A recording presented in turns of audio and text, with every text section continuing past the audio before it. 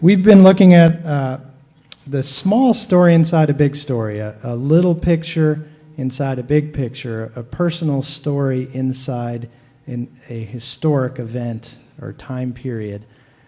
It's like historical nonfiction is what's happening here. It's true stuff, but we get the little personal story along with, in the context of the big historic story.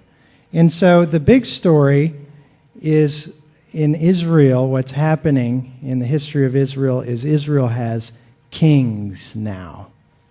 They wanted a king, and they finally got a king. And the first one was a complete failure, and that was Saul. And now there's a second king, and then it's David, and he was a great success. God blessed David. David means beloved. He loved God, and God loved him. And he had a long life story. And don't worry, we're not going to skip David. We're going to get to David. Actually, spend the entire summer in David's story and his songs, his healing songs. And so, but today we're going to Solomon.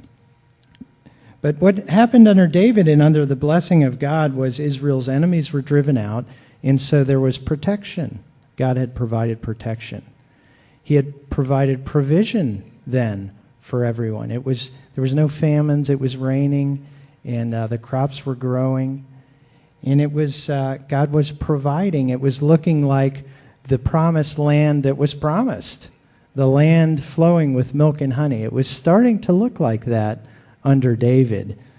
And so God was providing prosperity, protection, provision, and prosperity.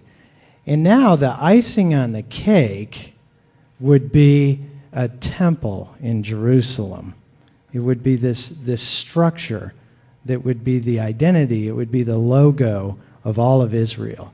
This would be their pride and joy. It would be this lasting thing that the whole world would know about. A city on a hill with a huge temple, and the whole world would have to acknowledge the permanence of Israel, and that's what they were desiring. They had been blessed with these other things, and now they want this permanence. And so David dies, and David was well-intentioned with the temple. It was his heart's desire when he found that, hey, I'm in here living in a palace, and God and the ark are still out there in a tent. But remember, God said, you're not, through Nathan, you're not going to build a temple for me. That's not what's going to happen, David. But a son of yours will. And so David went to work and got everything ready, down to the last detail. I mean, you can imagine there was a construction site, and then just all the materials laying there, just waiting for Solomon, his son, to say, go, get started. And so that's what happened. Now, did God really want a temple? I don't think so. When Nathan was speaking God's words to David about David's desire for a temple, God said, did I command this of you, David? Was this something I asked for? But, God uses these things to teach us, doesn't he? And the temple was well-intentioned by David, but really it was this human desire for permanence. It was a Tower of Babel, if you will, that Israel wanted. And so we're really just like Israel. We want the 4 P's as well, and that is provision, protection, prosperity, and then permanence. And it kind of goes in that order. Provision, protection, our basic needs, we need those first. Then we desire for prosperity, and if we attain that, then we want permanence. It's kind of like Maslow's hierarchy of needs, if you ever were exposed to that. I don't know if that's relevant in school anymore, but that's what I remember, something like that. And under David's rule, God had supplied the provision and the protection, and they were prospering. And at some point, but in prosperity and permanence, we go from need to want. from something that we need to all of a sudden we start desiring things, and they're more a want than a need. We want provision and protection, and then we want prosperity. We get rich, and then we want permanence. And so when we get rich, then we want to be remembered and recognized. And so we spend a whole bunch of money and we get our name on a building on a campus somewhere, and then everyone will remember us and recognize us, right? And so the kids are saying, hey, who's Maynard Evans? And the other kids are like, some dead rich guy. And they're like, okay, yeah. Recognition. I saw a documentary this week. It was called Living on $1. And it was interesting because it was this in reverse. And what it was 4 college students decided they were going to go into a third world country and they were going to live on $1 a day because they read that this huge percentage of the population lives that way. And so they kind of went in the reverse order. Now, they wanted to do a film about it, which shows their human desire for this permanence. Let me create something that I'll get recognition from.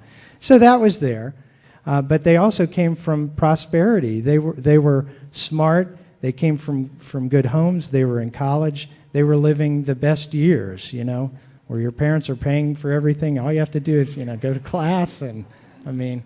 That was the most depressed I've been in my life when I was kicked out of that little fun space in life. So they were prosperous college students, and then they go and they went to Guatemala. So I actually recognized a few of the kids. I think. I mean, it was just exactly the way the experience was when I went there, and after 2 weeks, they declined so bad they were starving. They went absolutely down the peas. They barely had protection and they barely had provision. They were trying to live off $1 a person per day. And the evidence was when they could afford it, they would get bananas, and they were just like, I forgot a banana. This is like after 2 weeks, these kids. They were just giddy when they could eat a banana. It was such a huge deal to them. I mean, they couldn't wipe the grin off their face when they had some bananas to eat. So they had gone and experienced the complete reverse of this, and they only survived because they made friends. Some of the neighbors, these are the poor third world Mayan people that were their neighbors, actually made friends with them and then taught them how to survive and sometimes fed them and cared for them. It's the only reason they made it. They could have always pulled the plug on their experience and flown back, but they were trying to stay true to living off $1 a day. So they gained a lot of wisdom. They gained a Solomon amount of wisdom in that experiment. There was no religious content in this film, but they were transformed by facing the reality that they had far less control than they thought. And that's actually my experience. I went to Guatemala 4 times, and every time I realized I'm powerless. I'm powerless to help anyone over there. I don't have any construction skills, no medical skills. I can't tell them how to fix their economy. I don't have enough money to give them. It's an exercise in powerlessness, and that's really what happens when you go on a mission trip. You realize it's very humbling. You realize I can't fix this. And these kids were so smart. They were like, if we get in there, we're going to have some kind of idea and just fix this economy. And they talked about some different ideas and some little microloans that were working and stuff like that, but they realized there's no one solution, there's no easy solution. And so they had realized their lack of control. Because we're just like them before their trip. We're just like young Solomon, who may have been as young as 12 or as old as his mid-20s when he was given the throne. We're princes and princesses, Okay, we're born where provision and protection are just handed to us. And we may or may not think we have prosperity, but go ahead and go down to Guatemala and realize how much we do have.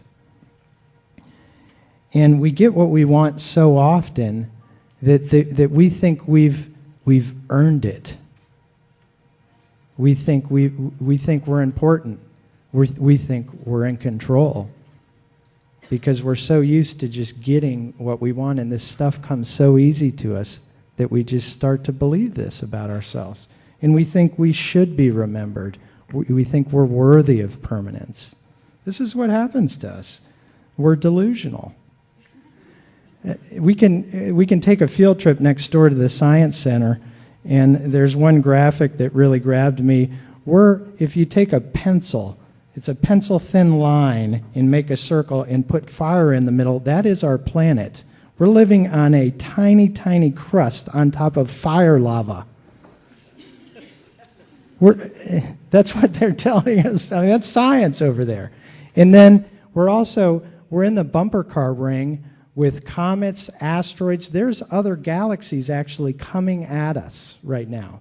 And we think we're in control of our provision and our protection. And we should prosper and also have some kind of permanence. This is our illusion. This is what we need to be healed from. We need wisdom. And Solomon, even before he got the wisdom, was wise enough to realize when God said, "What do you want, Solomon?" How would you answer that question? All of a sudden, Solomon goes and does all these sacrifices, and that night God appears to him and said, "What would you like?" It's kind of like the genie in the bottle, you know. And he says, this and this is the answer. God, what I want is for you to give me the tools, to give me the ability to do what you want me to do. He said, God, you've put me in charge. I'm a young man. I have to go out before this huge nation and judge them, rule them. You've put me in charge. Please give me what I need for that, what I need to do your will. So give me wisdom and knowledge to do this. And that's the right answer when God says, what do you want? I want to be able to do your will. Empower me to do your will. And with his gift of wisdom, he wrote Psalm 127. And that's the wisdom that we need. He speaks to us. This is verse 1. Unless the Lord builds the house, those who build it labor in vain. Unless the Lord guards the city, the guard keeps watch in vain. It's really the perfect perspective in the context of them building the temple. And this is what Solomon is in his wisdom was probably saying. Look, unless God is in this, guys, this is all vanity. You realize this isn't the Tower of Babel. We can't get to heaven on our own. We can't replace God. So this is all vain unless God is in it, unless God's in our hearts, unless this is all about God's will. That's what he says here. And just a brief recap of the history of the temple. In 960 BC, Solomon completed the temple. In 586 BC, Babylon destroyed the temple. In 516, Zerubbabel rebuilt the temple. In 20 BC, Herod renovated the temple, making it even nicer and fancier and grander. In 70 AD, Rome destroyed the temple. And it has not been rebuilt since. Now, there's some decent runs there, but I wouldn't call that permanence, would you? It's interesting that this, when the Psalms were put together, and we don't really know how this happened, but this was put as Psalm 127. It was numbered and put in the order of the Song of Ascents. And what the Song of Ascents is believed to be were songs that the pilgrims, this is post-exilic, So this is after Babylon destroyed the temple, then it's rebuilt, and then all the people would come for the festivals, and they would sing these songs along the way. And it was chosen that this Song of Solomon, the Song of Wisdom, would be one of those songs that were sung. That everyone, and you noticed it was short, it could be easily memorized, it's got nice meter to it, even in translation into English. And so this is one of the songs that they would sing as they're going to Jerusalem, which is the perfect thing to do, because as they're going, they could start thinking those thoughts. Look at how special we are. Look what we built. You know, look at the stars and bars. We're really, you know. That's what they needed, that perspective. They needed to say, look, you're going to go to Jerusalem from your farm village, and you're going to see this massive city, and you're going to see this massive temple. Remember, unless it's all about God, this is completely in vain. It's a pile of sand. But if God's in it, it's something special. And so it was a reminder to them on the way as they were getting excited and anticipating and even maybe seeing from a distance the temple. And you remember Jesus' disciples at one point said to Jesus, Jesus, look at the stones. Look at it. This was Herod's renovated temple. And they said, Jesus, look at it. Look at how beautiful it is. You remember what Jesus said? He said, not one stone will be left upon another. He knew. Soon, within their generation, 70 A.D., Rome would come in and not leave one stone on top of another. It's also interesting that that was in context. Right before they said that was the widow's mite story, when the widow gave her 2 pennies, and everyone in their vanity is going up and ringing the bell with their great offerings.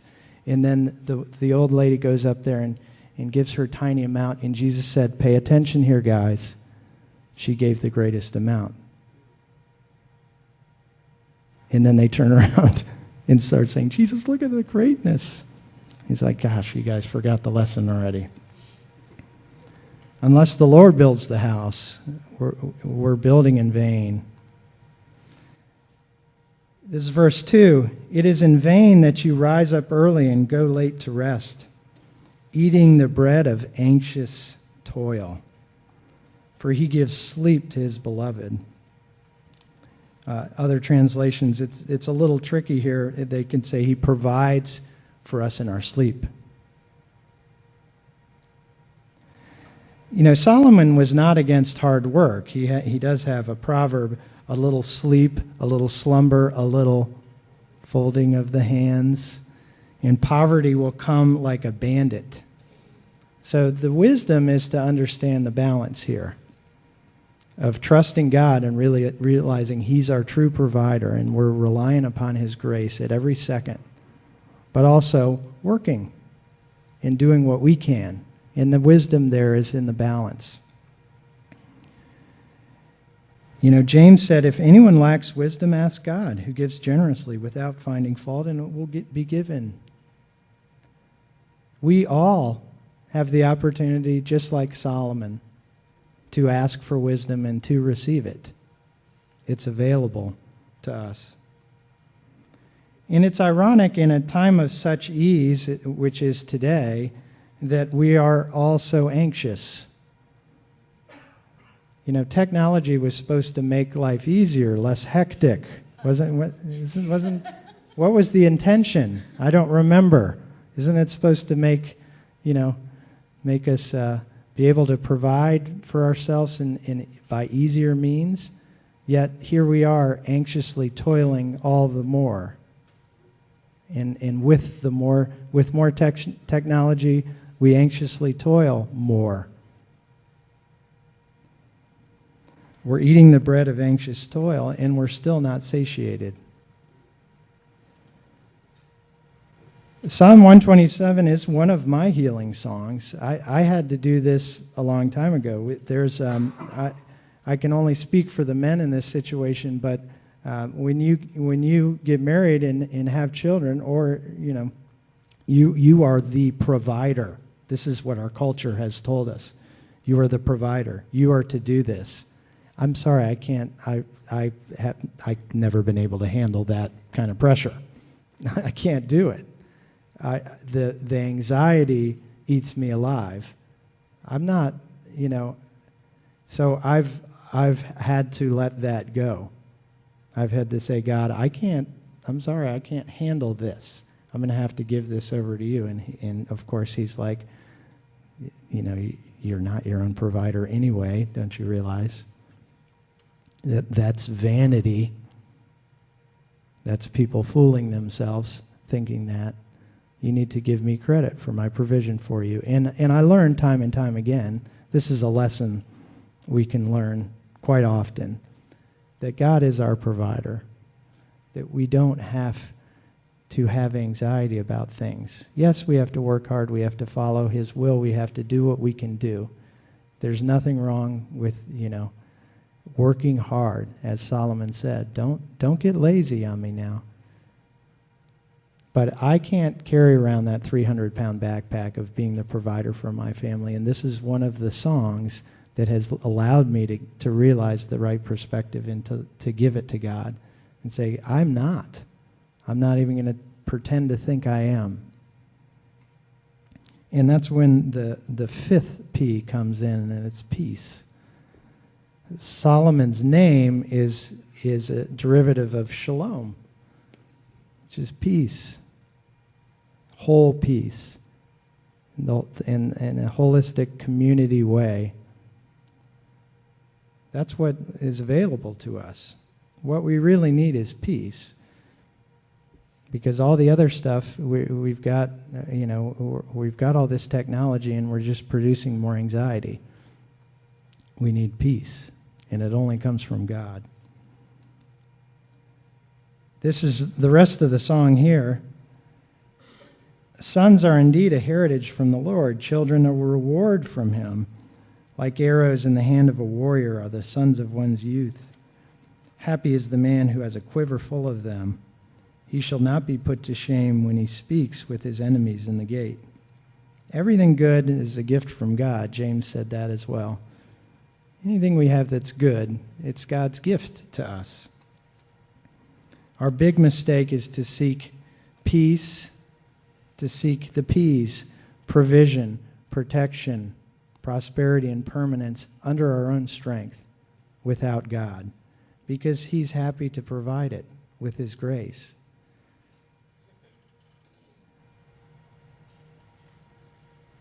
He is willing to provide. He is willing to provide for us. The Lord is my shepherd; I shall not want. Other translations: I need nothing.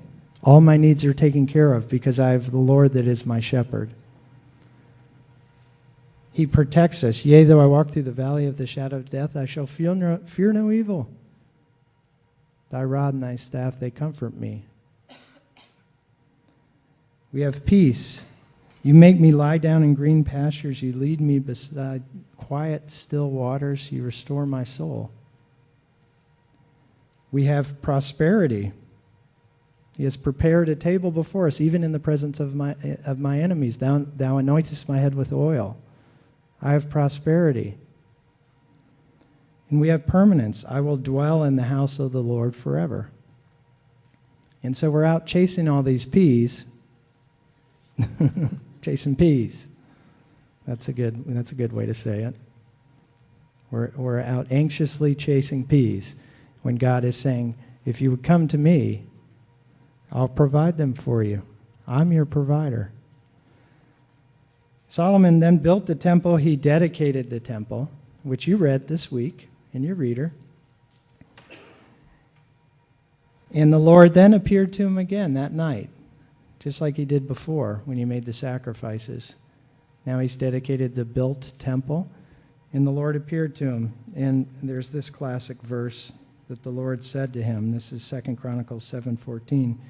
If my people who are called by my name will humble themselves and pray and seek my face and turn from their wicked ways, then will I hear from heaven. I will hear from heaven, he promises, and forgive their sin. He will hear, he will forgive, and will heal their land. So there's the promise of healing if we'll go to him. Tal has a story of healing. He has a healing song of dealing with this recently. So Tal, come on up, and the band will come up as well, and we'll hear from Tal.